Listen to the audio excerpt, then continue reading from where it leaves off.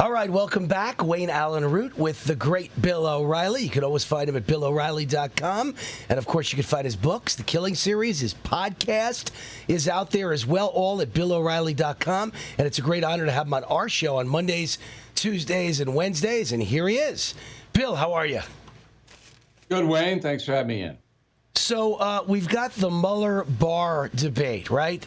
Mueller is saying that the context of Bill Barr's summary of his report does not fully capture his feelings or his conclusion. Mueller's team thinks there's some problems with it. Should Mueller testify and clear it all up? Barr says he has no objection to it. What do you think? I don't really care. I think that the report is out and that as an American citizen, I can make my determination and then anybody can make theirs. You can see it. You can read it for yourself. I don't really care whether Mueller was upset about how Barr summed it up. I don't care about these hearings. I don't think they mean anything. You're going to have to decide, you, the American citizen, whether you believe the president's an honest guy or not. Simple as that. All right, let's move on to Joe Biden. Trump's taking lots of shots at Joe Biden. Is he doing his best to make sure that Biden's the front runner? If I was Trump, I wouldn't be afraid of Biden. I think he's probably a tougher competitor for Trump than any of the radical, wild-eyed nutcases currently running on the Democratic side. But Biden's got a lot of problems, too. So what say you? Is Biden the big front runner, or is Trump helping him? I don't think Trump's helping him. I think Biden's a front runner. I predicted 6 months ago that Vice President Biden would be the Democratic nominee for 2020. There's no one else in the field who can challenge him. I think President Trump would be smart to want to run against Bernie Sanders. I think that's who President Trump should be trying to help. Biden be tougher because Biden's going to run on the Obama ticket. Okay, so if you like Barack Obama and Americans reelected him twice, you like me. And I think that's a tougher road than the socialist bomb-throwing loons, which comprise all of his competition, all of Biden's competition. And I get it, but I will say Biden looked really old the other day on the campaign trail. I mean, I was shocked how old he looked. I don't see how how he's able to keep up his vitality, his vigor with a campaign 24 hours a day, 7 days a week for the next 2 years. He just looked old. Well, he is old, and I'm old. It depends on you how look good. You're not that old. Thank you. I don't have any makeup on. It depends on how good a leader you are.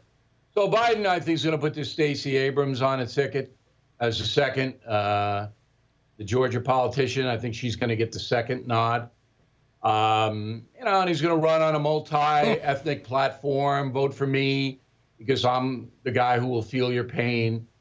There's a big appeal for that. So if Biden does get the nomination, I believe he will, it will be a close race. All right. And I would classify Stacey Abrams as an ultra-left loon who lives on class politics. So that's amazing to me that he would put her on the ticket. But I guess that's, VP. Yeah, right. You get the black vote. That's it. That's all. Right. It's just a crass attempt to get the black vote. That's it. All right. The Dems' new message seems to be, and the progressive vote. The Dems' new campaign message was debuted the other day. Make America moral again. Is that going to work? You think that messaging is a positive one for the American people? Well, I don't know. Did Hillary Clinton say that? I don't know. I don't know if Democrats really want to get into that kind of morass. Look, it all comes down to the fact that we are a nation of 330 million people, divided. We're a divided nation. And some Americans are happy with Donald Trump's leadership and the economy and the way that the United States now is presenting itself to the world as a superpower. We didn't do that under Barack Obama. So other Americans say, no, no, no. We need a new progressive vision because climate change is going to wipe us out in 10 years. Everybody should get free stuff because it's white privilege, white supremacy. We're a divided nation. That's who we are. And I mean, if the Democratic Party thinks they're going to own high moral ground, they're insane. There are just as many corrupt Democrats as corrupt Republicans. Now, I do believe, Wayne, that the Democratic Party is going to run on Trump is evil. That's their campaign. Trump is evil. They don't have a lot of issues where they can say our issues are better than the Republican issues. They don't have that. It's going to be Trump is evil. That's what's going to happen. Right. Evil and immoral, because that's where the moral comes from. Evil and immorals, they're going to say. John Bolton says all options are on the table with Venezuela. That country's falling apart, and the military is shooting at the citizens and trying to run them over with armored vehicles, and it's degenerating into a really, really bad situation. Should the United States intervene? Should it be willing to intervene in Venezuela? Not unless the Russians and the Cubans are actively providing military support for Maduro. Now, if that were to happen, we know the advisors are there, the Cubans in particular. Russians are there as well.